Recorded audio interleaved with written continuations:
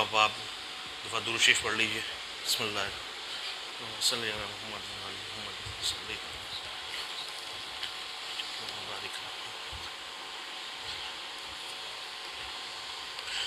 بات ہو رہی تھی سیرت نبی صلی اللہ علیہ وآلہ وسلم کی، اور اس میں کل تک ہم نے جہاں پہنچے تھے تو آپ کے جو دادا تھے قصی، ان تک بات پہنچی تھی. قصی جو ہیں وہ عبد المناف کے والد ہیں، اور قصی کا ایک بہت بڑا کردار ہے قریش کو جمع کرنے میں اور مختلف شعبے اور مناصب بنانے میں. قریش چونکہ پہاڑوں پہ رہتے تھے، مکہ کی جو آبادی تھی وہ پہاڑوں میں رہتی تھی، تو قصی نے ہی ان کو پھر وادی میں جمع کیا اور رہنے کے لیے جگہ اور زمینیں وغیرہ دیں. قصی کا جو نام ہے وہ جمع سے ہے، مجمع، اور اسی لیے ان کو قصی کہا جاتا ہے. کچھ راوی کہتے ہیں کہ قصی کا اصل نام جو تھا وہ زید تھا، لیکن قصی جو ہے وہ ان کو لوگوں کو چونکہ انہوں نے جمع کیا پہاڑوں سے اب وادی میں لے آئے، اس وجہ سے جو ہے ان کا نام جو ہے وہ قصی پڑ گیا. اور یہ بہت دانا اور بڑے حکیم شخص تھے، اور عرب میں ان کو خاص اقتدار حاصل تھا، اور بہت متقی بھی تھے، شراب سے پرہیز کرتے تھے. حالانکہ اس زمانے میں شراب عام تھی اور کوئی شراب کی جو ہے وہ ممانعت کا بھی کوئی ابھی حکم نہیں آیا تھا، کیونکہ اسلام سے پہلے کی بات ہے. اچھا، قصی نے کئی جو ہیں وہ مناصب بنائے، عہدے بنائے، جس طرح ہمارے یہاں آج کل کے دور میں عہدے ہیں. تو انہوں نے کا سب سے بڑا کام جو تھا، سب سے بڑا جو انہوں نے ایک شعبہ بنایا وہ تھا دار الندوہ کا قیام، جہاں پہ بیٹھ کر لوگ مشورے کیا کرتے تھے. اب دار جو ہے وہ آپ کو پتہ ہے گھر کو کہتے ہیں، اور ندوہ جو ہے وہ مشورے کو کہا جاتا ہے. اچھا، یہ دار الندوہ وہی ہے جہاں پہ مشرکین مکہ نے آپ صلی اللہ علیہ وسلم کی ہجرت سے پہلے آپ صلی اللہ علیہ وسلم کے نعوذ باللہ قتل کرنے کی سازش تیار کی، اور وہیں بیٹھ کر آپ مسلمانوں کے خلاف سازشیں تیار کرتے تھے. یہ ہجرت سے پہلے کے معاملے میں ہے، لیکن اس کا قیام جو تھا وہ قصی نے کیا تھا صرف مشورہ وغیرہ کرنے کے لیے، کہ یہاں پہ مجالس کے مشورے ہوتے تھے، کسی کے نکاح کی بات ہونی ہے، جنگی مہمات کے متعلق جو مشورہ ہونا ہے، تجارت کے قافلے جو جانے ہیں، ان ساروں کے حوالے سے جو مشورہ ہوتا تھا وہ سارا اسی جگہ پہ ہوتا تھا. اور مجلس مشاورت بھی انہوں نے قائم کی تھی. اس کے علاوہ کچھ انہوں نے اور شعبے قائم کیے جن کا مختصر ذکر ہے، جن میں حجابت ہے، سقایت ہے، رفادت ہے. اب حجابت کیا تھی کہ بیت اللہ کی دربانی تھی اور مسجد حرام کی خدمت تھی. یہ شعبہ انہوں نے قائم کیا، اور یہ خدمت جو تھی عبد الدار کے سپورٹ کی، جس نگرانی جو تھی وہ حضرت عثمان بن طلحہ انجام دیتے رہے. اسی طرح سقایا تھی، یہ سقایا جو ہے وہ سقایا حجاج کو پانی پلانا، زمزم پلانا، یہ خدمت بنو ہاشم کے سپورٹ تھی. اب ہاشم جو تھے وہ عبد المناف کے بیٹے تھے، یعنی قصی کے پوتے ہوئے. اور بنو ہاشم کی جانب سے جو ہے یہ حضرت عباس رضی اللہ تعالیٰ عنہ جو آپ صلی اللہ علیہ وسلم کے چچا زاد بھائی بھی ہیں اور رضائی بھائی بھی ہیں، وہ ادا کیا کرتے تھے. پھر رفادت تھی، یعنی حج کے اوپر جو لوگ آیا کرتے تھے، ان کے پاس روپیہ پیسہ نہیں ہوتا تھا، کھانے کی تنگی ہوتی تھی، فقراء مساکین ہوتے تھے، ان کے لیے چندہ وغیرہ کر کے ان کو پیسے دینا یا ان کو کھانا وغیرہ کھلانا. اور اس پر عامر بن نوفل کی جو تھی وہ خدمت معمور تھی، وارث بن عامر بن نوفل کی جانب سے معمور تھے. پھر عمارت کا ایک شعبہ انہوں نے قائم کیا، جس میں مسجد حرام اور بیت اللہ کی حفاظت تھی، اس کی تعمیر تھی، اس کی مرمت کا کام تھا. یہ بھی بنی ہاشم کی طرف سے حضرت عباس رضی اللہ تعالیٰ عنہ کے ذمہ قرار پایا. پھر سفارت کا معاملہ تھا. اب اس میں دو فریق کا کوئی بھی ان کی کوئی لڑائی ہو گئی ہے، کوئی معاملہ ہے، کچھ کرنا ہے، تو وہ شعبہ جو تھا بنی عدی میں سے حضرت عمر بن خطاب رضی اللہ تعالیٰ عنہ کے سپرد تھا. اب آپ یہاں پہ دیکھیں کہ حضرت عباس، حضرت عمر بن خطاب، یہ دو شخصیات ایسی ہیں.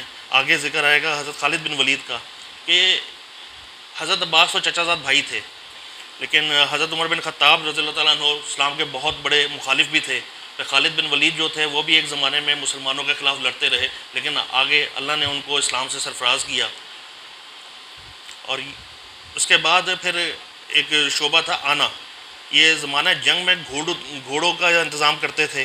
اس کی خدمت جو تھی بنی مخزوم کی جانب سے خالد بن ولید کے سپرد تھی.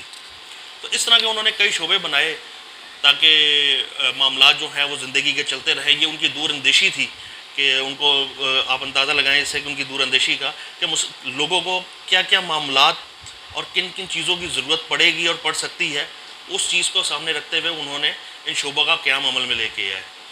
اچھا، اس کے بعد پھر ذکر آتا ہے ان کا عبد المناف کا، جو کہ بہت حسین و جمیل تھے، اور یہ ان کے قصی کے بیٹے تھے، اور ہاشم جو تھے وہ عبد المناف کے بیٹے تھے، اور ہاشم کا اصل نام جو تھا وہ عمر تھا، اور ان کو ہاشم اس وجہ سے کہا جاتا تھا کہ ہاشم لفظ نکلا ہے حشم سے، اور یہ لوگوں کو مکہ مکرمہ میں جب قحط ہوتا تھا تو روٹی شوربے میں چور کے کھلایا کرتے تھے، لوگوں کی تواضع کیا کرتے تھے، اس وجہ سے حشم سے ان کا نام ہاشم پڑا، اور اس کو آگے جا کے اس کو اگر کہیں تو وہ سرید بھی کہا جاتا ہے، تو ہاشم کے چونکہ معنی چورا کرنے کے ہیں تو اس سے ان کا نام ہاشم پڑا، اور جب بھی مکہ میں قحط پڑنا، لوگوں کو جس بھی غریب غربا تھے ان کو کھانا کھلانا، تو یہ ہاشم جو تھے وہ کیا کرتے تھے، اور کئی دفعہ انہوں نے، ایک مرتبہ نہیں کئی دفعہ انہوں نے اہل مکہ کو کھانا کھلایا، ان کا دسترخوان ہمیشہ بہت وسیع ہوتا تھا،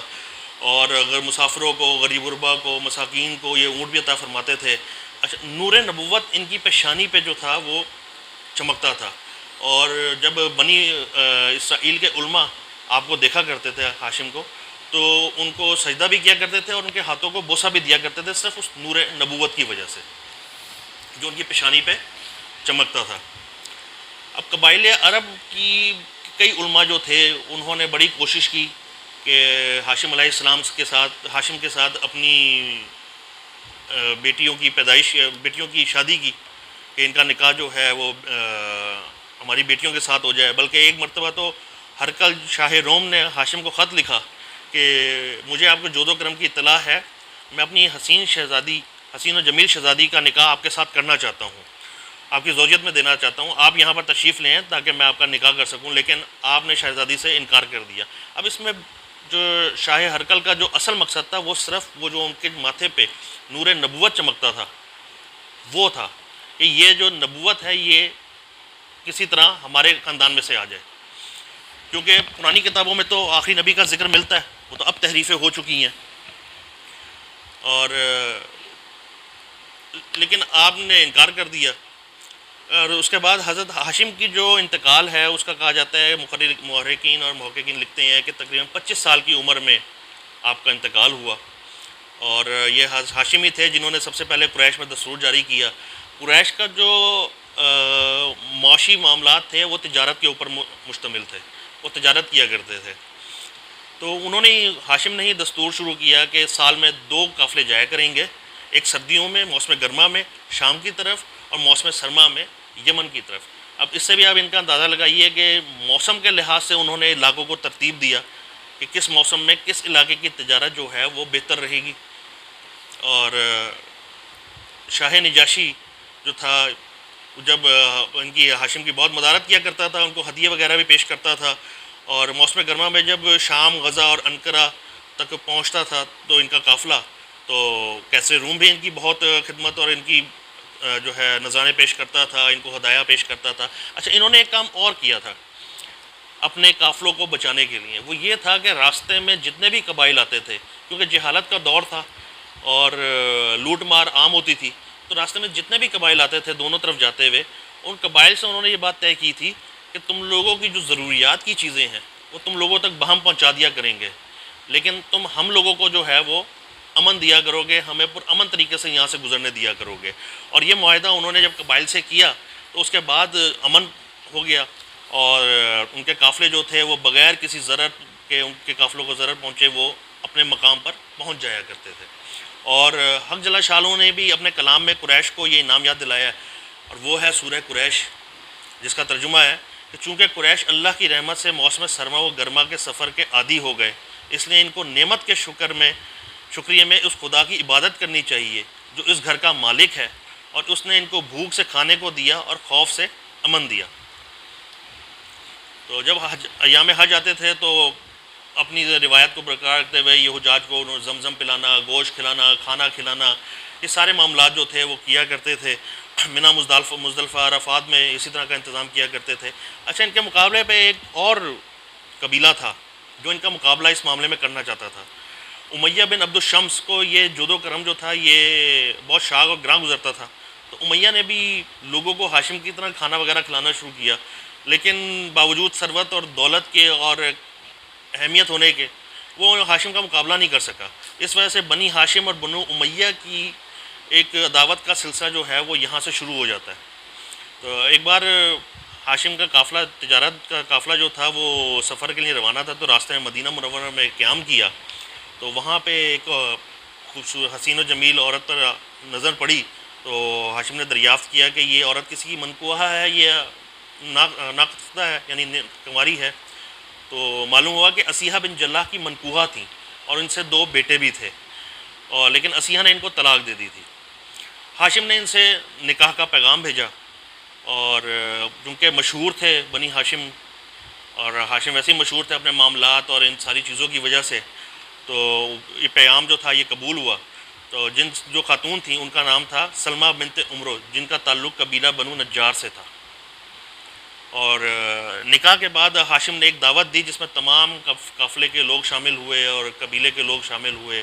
آپ کچھ عرصہ وہاں قیام میں کیا آپ نے ہاشم نے نکاح کے بعد، اور اس کے بعد جو ہے آپ غزہ کی طرف روانہ ہو گئے. جب آپ غزہ کی طرف روانہ ہوئے تو کچھ عرصے بعد ہی وہاں پہنچ کر آپ کا انتقال ہو گیا، اور وہیں پہ آپ کا جو ہے تدفین ہوئی. ادھر جو تھیں آپ کی اہلیہ سلمہ بنت عمر، ان کے یہاں پھر بیٹے کی پیدائش ہوئی آپ کے غالباً انتقال کے کچھ عرصے کے بعد.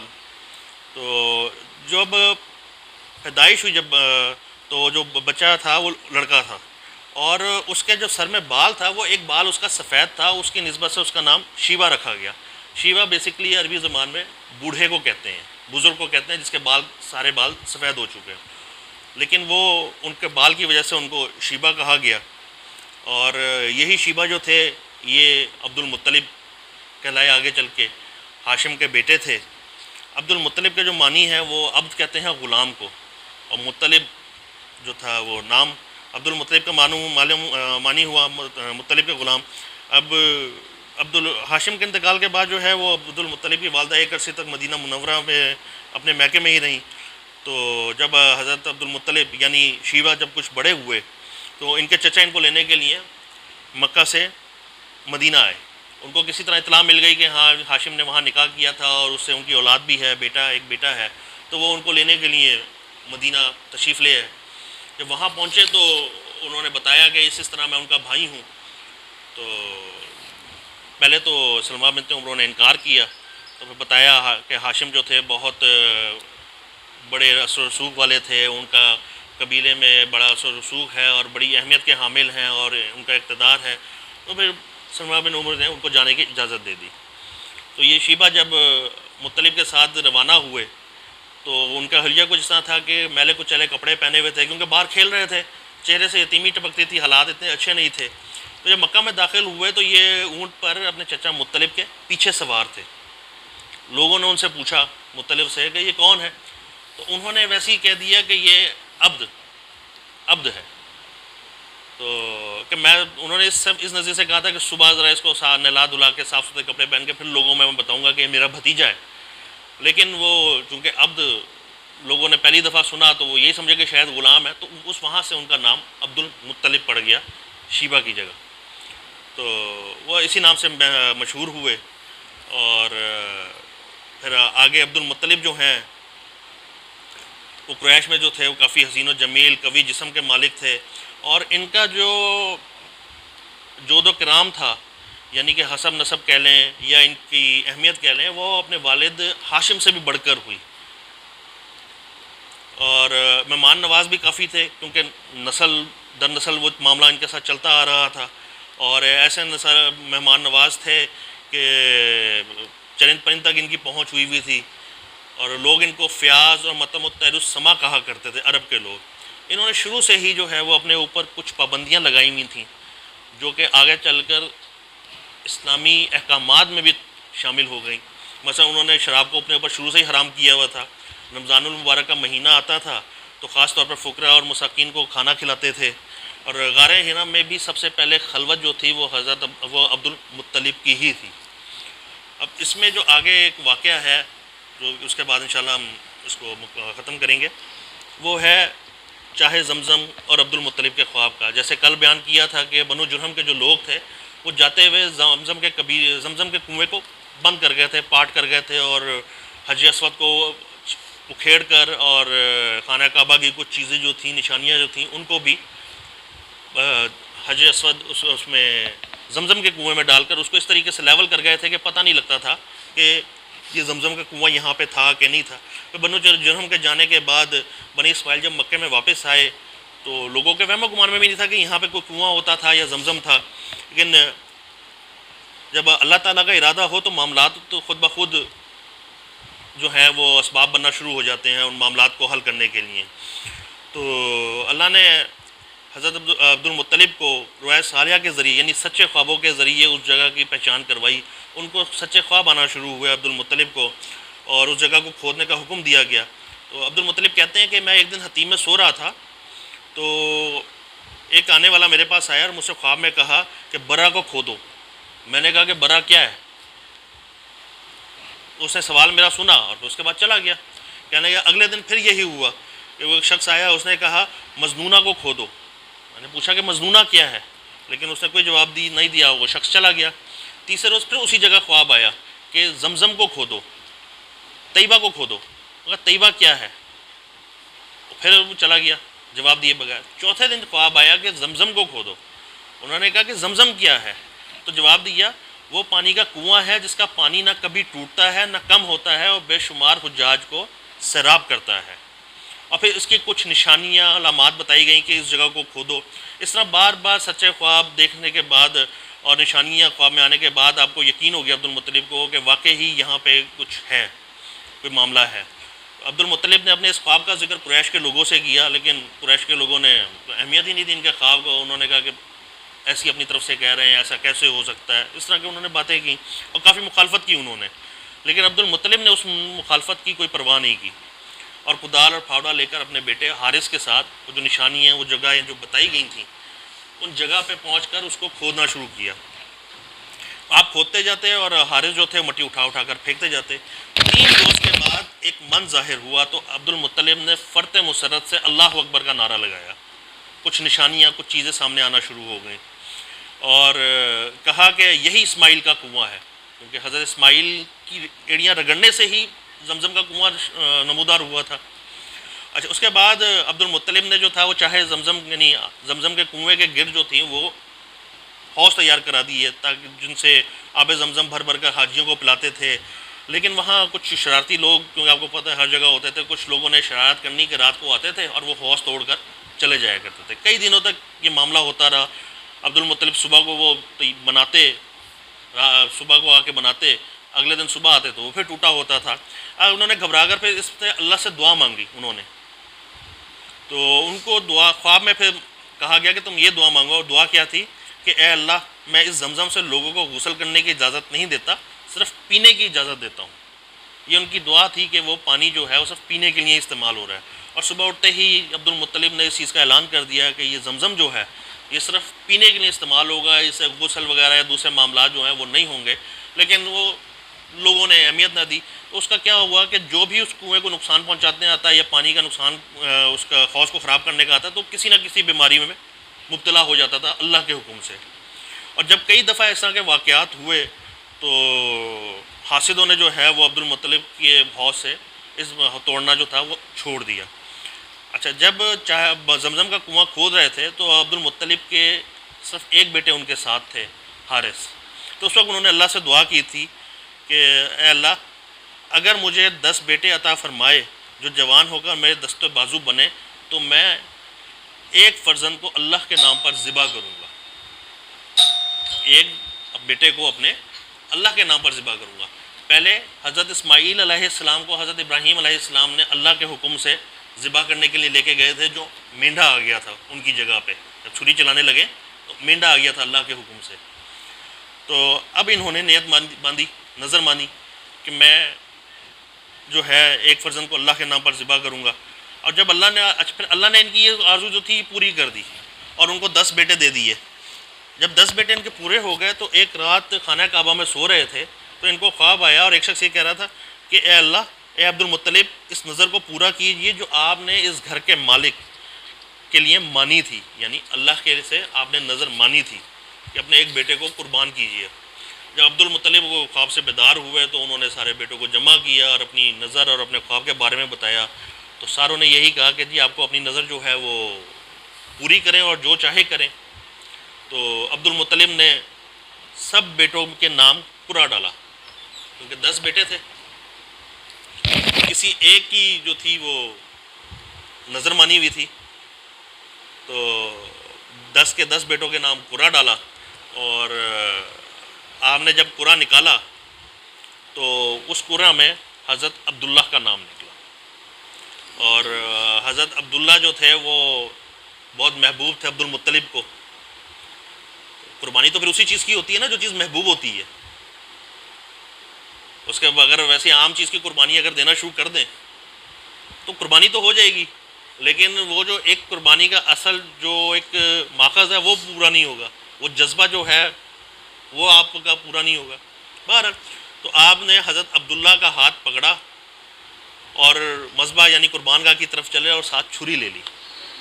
تو یہ معاملہ دیکھ کر حضرت عبداللہ کی بہنیں جو تھیں وہ رونا شروع ہو گئیں. تو ان میں سے ایک بہن نے کہا کہ اے ابا آپ ایسا کریں کہ 10 اونٹوں میں اور عبداللہ میں قرا ڈال لیں.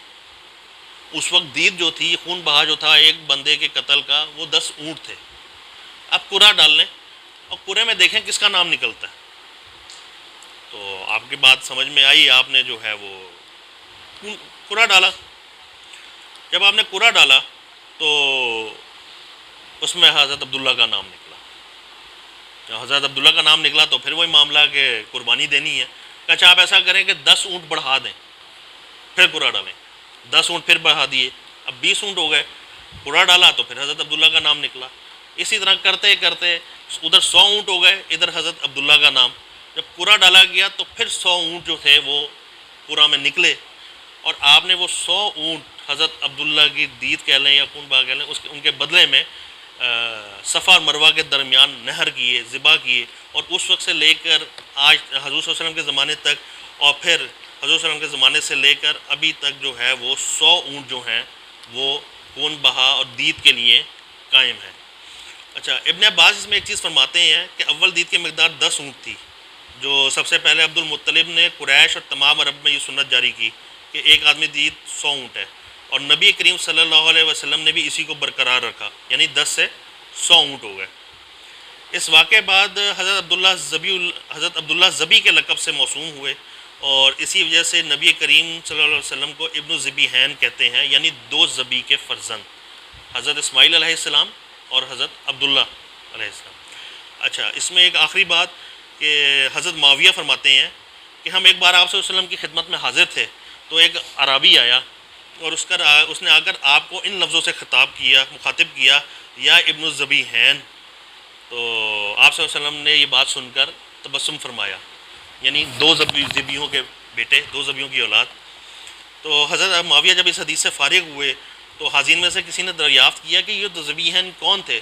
تو حضرت معاویہ نے پھر پورا واقعہ بتایا حضرت عبداللہ کا اور حضرت اسماعیل کا. چونکہ پہلے سے علم تھا تو انہوں نے کہا حضرت اسماعیل علیہ السلام اور حضرت عبداللہ علیہ السلام کی وجہ سے جو ہے ہم ان کو جو ہے وہ ابن الذبیحین کہا جاتا ہے یعنی 2 ذبیح کے بیٹے. تو اس کے بعد جو ہے وہ عبد المطلب کے مختلف اوصاف بتائے گئے ہیں کہ حضرت عبد المطلب جو تھے وہ پہاڑوں پہ جاتے تھے خلوت میں بھی رہتے تھے. جب قریش کو کوئی معاملہ درپیش آ جاتا تھا تو قریش ان کے پاس ہی دعا کے لیے آتے تھے اور ان کی دعا قبول بھی ہوتی تھی. اور انہوں نے کچھ چیزیں جو ہیں جو انہوں نے اپنے اوپر لازم کی ہوئی تھیں اور وہ آگے ان کا قرآن و حدیث میں بھی حکم آیا. ان میں ہے نظر کا پورا کرنا, نکاح محرم کی حرمت یعنی محرم سے نکاح حرام قرار دینا. یہ ان کے دور میں انہوں نے اس چیز کو شروع کیا تھا. اس کے بعد چور کا ہاتھ کاٹنا, لڑکیوں کو زندہ درگور کرنے سے منع کرنا, شراب اور زنا کی حرمت, بیت اللہ کا برہنہ طواف ہوا کرتا تھا اس کا منع کروا دیا انہوں نے اپنے دور میں. تو اس دور سے یہ چیزیں پڑھنے کے بعد کافی چیزیں سننے کے بعد کافی چیزیں کلیئر ہو جاتی ہیں کہ زمانہ نبوت جس طرح قریب ہوتا جا رہا تھا اسی طرح اخلاق اور اقتدار جو تھے وہ کلیئر ہوتے جا رہے تھے, وہ بہتری کی طرف آتے جا رہے تھے. اور جو آپ جو تھے عبد المطلب کے جو سمانح زندگی میں کئی سچے خواب آئے جو کہ نبوت کا مبدا اور آغاز ہیں. اور نمایاں طور پر دکھائی دیتے ہیں. تو عبد المطلب کو جب بھی کوئی واقعہ میں پیش آتا تو وہ الہامات اور رویا یعنی کہ خوابوں سے ہی جو ہے وہ اپنی رہنمائی کیا کرتے تھے. تو یہ آج کا انشاءاللہ معاملہ تھا. اس کے بعد انشاءاللہ کل آگے انشاءاللہ پڑھیں گے، سبق ہوگا انشاءاللہ کل کا.